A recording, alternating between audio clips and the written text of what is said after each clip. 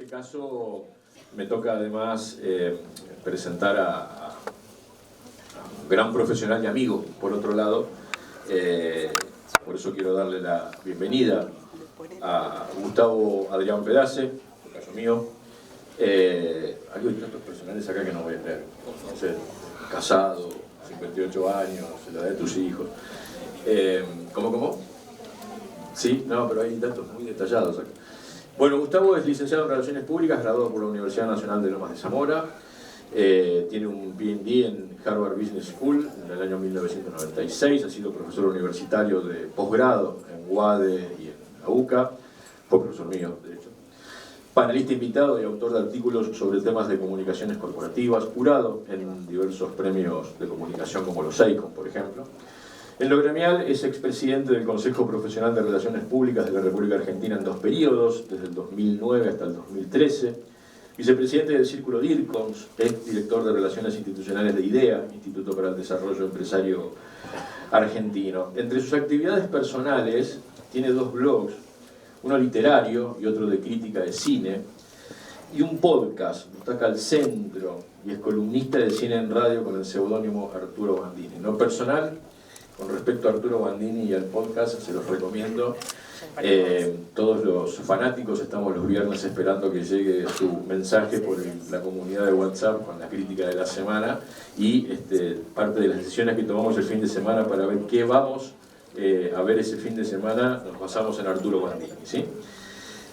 Bueno, además es miembro del board organizador de los primeros TED en Buenos Aires y desde el punto de vista profesional hace 15 años es director de Asuntos Públicos del Grupo Rogio, grupo dedicado a la infraestructura y los servicios en Argentina y en la región.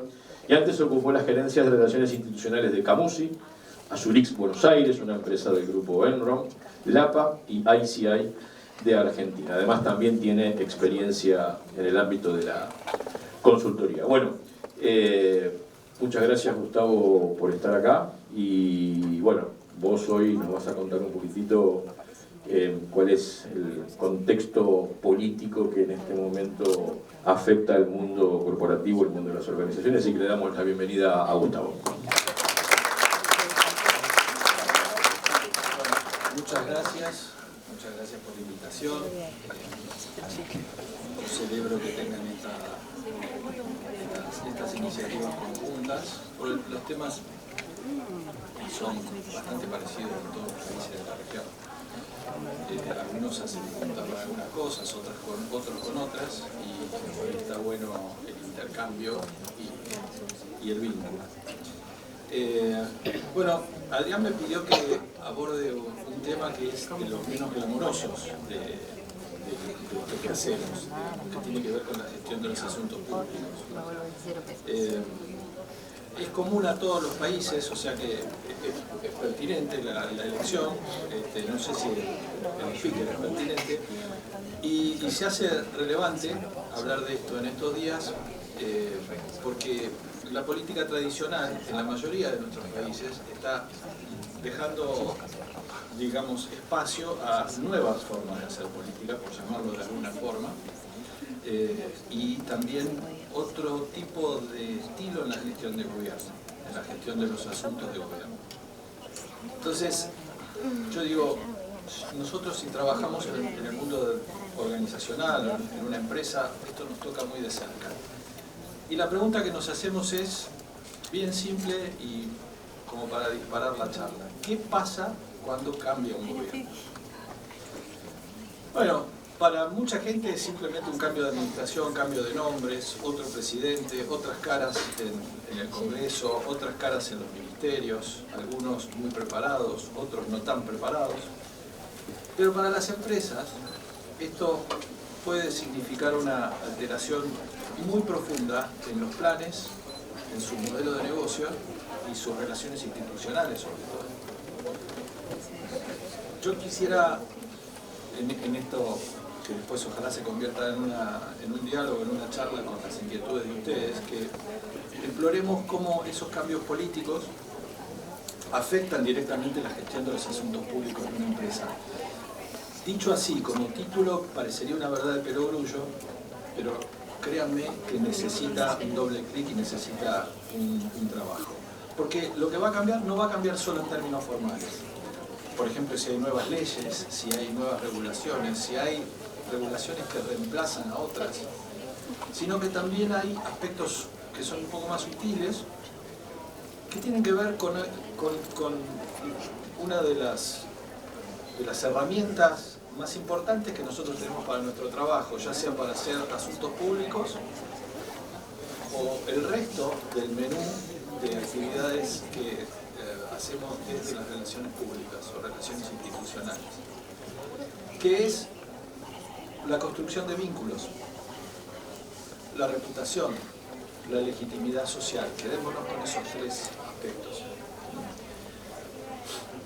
Yo digo, antes de seguir avanzando, pongamos un foco, un minutito en esto de asuntos públicos, porque cuando estudiamos lo tenemos como muy lejos eso, parece un tema que está fuera del alcance de esto que hacemos. Nos preparamos en general, la oferta académica nos prepara para otras cosas.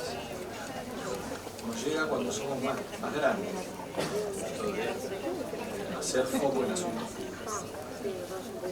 Yo dije al principio que era lo menos glamoroso, a mí me resultaba más divertido, pero reconozco que en toda la etapa de formación vemos muy poco estas herramientas.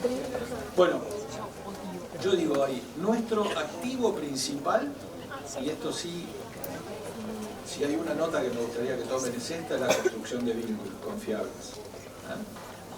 Vamos a ir en el desarrollo de toda nuestra vida profesional generando ese tipo de relaciones, generando ese tipo de vínculos, y son un activo muy importante no solo para el que nos emplea, sino para nosotros, porque en definitiva nosotros podemos trabajar en distintos lugares y esos vínculos son siempre lo permanente. Más allá de las definiciones académicas que podemos encontrar, a mí me gusta ver esta actividad como una especie de ventana grande en el salón del directorio. Acuérdense de esta imagen. Es una ventana, como se llama en los libros, la C-suite, por donde no solo nosotros vamos a tener que ver con el flujo de aire, llamemos aire a la comunicación, que sale de ese grupo, de ese lugar, sino que también, y con la misma potencia, somos de alguna manera los guardianes de lo que entra, o deberíamos ser los guardianes de lo que entra a la organización. Acá me alejo del concepto clásico que nos enseña la universidad, que es yo lo llamo la felicidad con la emisión, ¿no? Todo tiene que ver con lo que producimos, con lo que decimos, con la generación de mensajes, etc. Y yo acá pongo más énfasis en lo que hacemos que entre a las compañías. Bueno, eso es una escucha, digamos. Es todo lo que nosotros introducimos, información, estímulos, análisis, para que ese grupo ejecutivo, que es en definitiva en el que idealmente nosotros deberíamos participar, tenga mejor información para la toma de decisiones. Entonces yo la concibo, esta función, como un servicio para los negocios, o el negocio principal de la empresa o la institución en la que estamos, y para el gobierno corporativo de las organizaciones. Es bastante simple y a la vez tiene mucha complejidad. Entonces, escucha activa, curiosa, variada, ayuda a las empresas a configurar mejor el mundo que la rodea, a partir de compartir encuestas, trabajo de prospectiva, charlas de analistas de finanzas, política exterior, papers técnicos, cuestiones variadas. Ese material debe ser necesariamente curado por el responsable de asuntos públicos de la organización. No puede entrar cualquier cosa. Tampoco quiere decir que uno sea un censor, pero sí alguien que puede, porque conoce la organización, conoce la razón de ser de los negocios de esa organización, moldear y tomar de lo que hay ahí afuera, que es muchísimo. Hoy la cantidad de información que tenemos disponible es quizá la mayor de nuestra historia. Elegir qué es lo que meter adentro de la organización para entender mejor el entorno. A través de esos trabajos se pueden detectar tendencias globales, regionales, locales, en las materias y en los ámbitos de acción de la institución, que nos ayuden a crear dos cosas básicamente. La primera y muy importante es un mapa de riesgos. Ustedes no saben lo importante que es tener un mapa de riesgos. A partir de las actividades que hacemos o que hace la compañía, poder identificar ahí afuera qué es lo que están dando que se puede convertir en un riesgo potencial para la organización. Ahora vamos a ver algún caso. Esto es pura anticipación. Entonces, primera gran cosa, les estoy diciendo, esta función que tiene esa vocación por la construcción de vínculos, no solo está encargada, o no solo debería encargarse de todo lo que sale de la organización, sino que también, y para mí casi tan importante o a veces más importante, lo que entra a la organización. Los asuntos públicos empresariales, acá hay una definición que la voy a leer porque me gusta, es de un amigo y colega que es de Juan Iramain. Es una función del management de la empresa que ayuda a que las condiciones políticas, regulatorias y de opinión pública sean favorables para el logro sostenible de los objetivos de la empresa. Es cortita, es simple, pero está muy buena. Los asuntos públicos entonces son el conjunto de estrategias que usa una empresa para gestionar su relación con el entorno. Por eso hago hincapié en entender el entorno donde las empresas se desarrollan. El entorno institucional, político, regulatorio y social, y esto nos va a dar el escenario por el cual me pidió con ese título de cómo influye la política, los cambios políticos y la estrategia de una institución. Eso es como una empresa interactúa, entre otras cosas, con el Estado, en todos sus niveles, los gobiernos locales, con los reguladores, los legisladores, los medios, que es otra parte importante de esto que hacemos, aunque cada vez son menos relevantes, podemos polemizar sobre eso, e incluso con las organizaciones de la sociedad civil. No se trata solo de hacer lobby, asuntos públicos, atentos, ni de buscar favores y hacerlos. Se trata de posicionarse, de construir relaciones duraderas, de interpretar el contexto y actuar con inteligencia política. Suele decirse que los que hacen esta actividad dentro de las organizaciones tienen una vocación política, podrían estar bien de un lado y del otro del mostrador sin ningún tipo de problema, y probablemente sea cierto. De hecho, hay muchos colegas que en algún momento pasan a la función pública y después vuelven al sector privado. Entonces, lo que quiero compartir con ustedes hoy es cómo los cambios políticos, cambios de gobierno, nuevas condiciones, crisis institucionales o giros ideológicos importantes, lo que llamamos volantazos, impactan directamente en esta gestión de lo que hacemos. Los voy a llevar por tres ejes. Cómo los cambios políticos generan incertidumbre regulatoria y estratégica. Incertidumbre es una palabra con la que convivimos. Cómo las empresas adaptan su estrategia de asuntos públicos ante esos cambios y cómo influye lo que ya viene dado con la institución, que es su reputación y su licencia social en entornos políticos muy cambiantes. El entorno político es un factor de riesgo y de incertidumbre, aún cuando las cosas son tranquilas. Tenemos colegas de Perú, y Perú es uno de esos casos en donde la turbulencia política es en los últimos años moneda corriente, y sin embargo las instituciones y sobre todo las organizaciones empresarias, a partir de que hay cosas que no se modifican, como por ejemplo la política del Banco Central y cosas muy importantes para las compañías, incluso algunos temas regulatorios, salvo algunas amenazas en el mundo de la minería y de la explotación de los recursos naturales, el resto es bastante estable. Entonces, esos son los temas que hay que ir calibrando todo el tiempo, ¿sí? Es un factor de riesgo. Solemos pensar en los riesgos como financieros, operativos o del mercado. Generalmente las empresas miran estos tres factores. Lo financiero, lo operativo y lo que tiene que ver con nuestros productos en el mercado. Pero el riesgo político, que es de alguna manera la materia de la que nos encargamos, pasa a ser un factor determinante. Es un factor determinante. ¿Por qué? Porque puede haber cambios en las reglas de juego, cambios en las prioridades del Estado, en los niveles de intervención pública en las empresas. Puede alterar completamente una estrategia de negocios. Por ejemplo, pensemos en una empresa, para tomar algún ejemplo, de tecnología que está desarrollando alguna solución educativa digital, con un gobierno pro digitalización puede haber apoyo, inversión estatal, incentivos fiscales, el distrito tecnológico, llámelo como quieran. Cambia el gobierno, la prioridad cambia, pasa a ser la presencialidad y la reducción del gasto público en tecnología, y esa misma empresa se encuentra con un cambio total de escenario, a lo mejor en 4 años. Esto pasa muy seguido en nuestros países, porque lo que llamamos las políticas de Estado son débiles, para decirlo de alguna manera. Bueno, esto no puede tomar de sorpresa a una organización. Ese es el punto que tiene que ver con nuestro trabajo. O una empresa del sector energético que firma contratos con el Estado bajo ciertas condiciones, precios, tarifas, subsidios, llega el nuevo gobierno.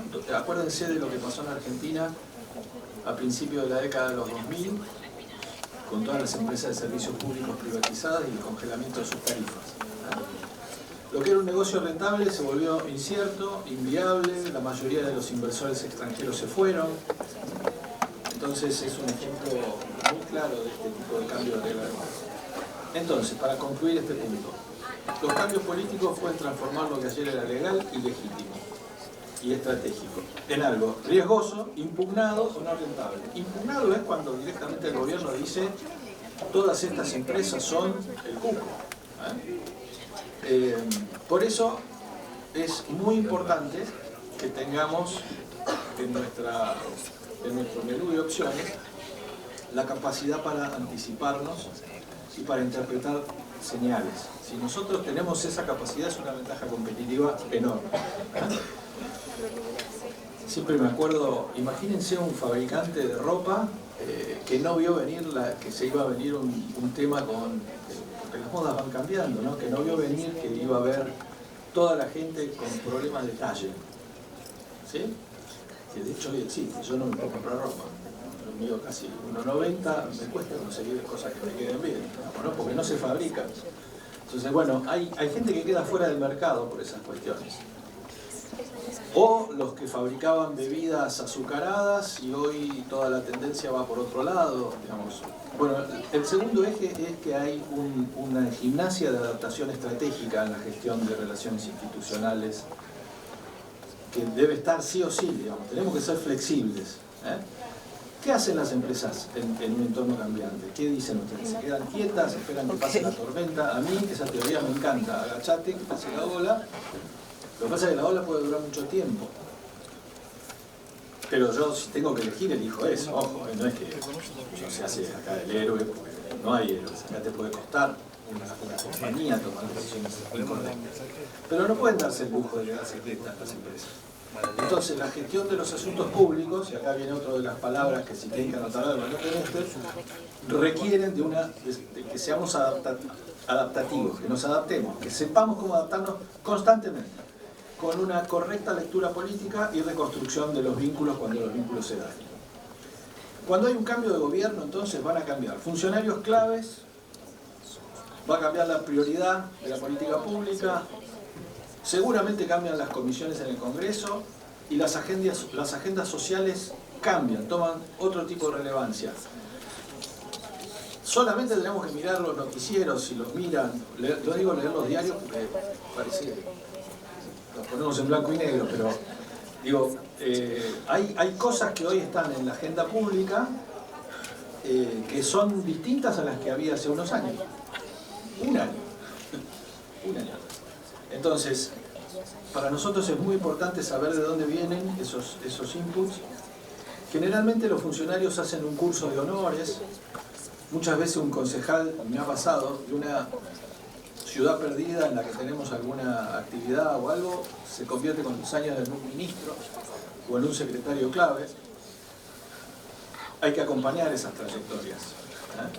En la construcción de relaciones eso es muy importante.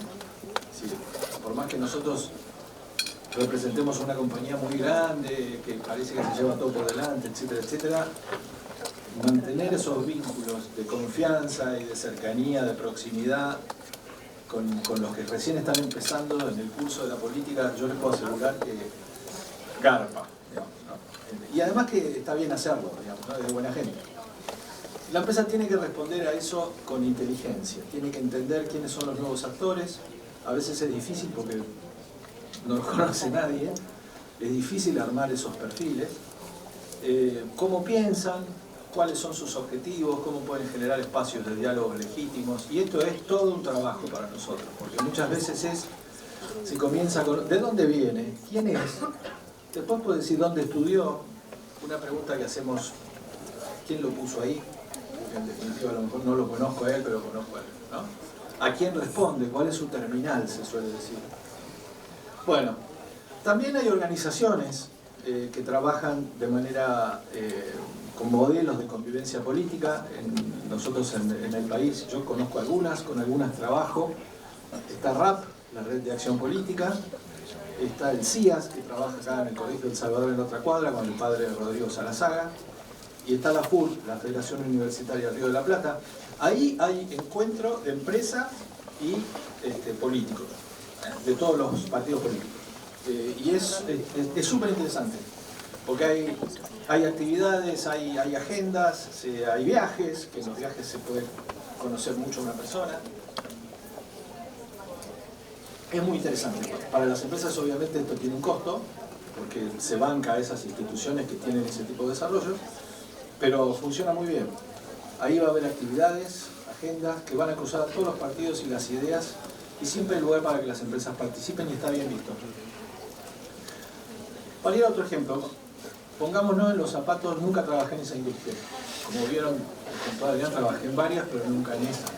Un laboratorio farmacéutico. El nuevo gobierno llega con una agenda sanitaria distinta, tal, a lo mejor más orientada a la producción nacional o a la reducción del gasto en medicamentos. La empresa necesita modificar su estrategia, redefinir sus interlocutores, ajustar su narrativa institucional.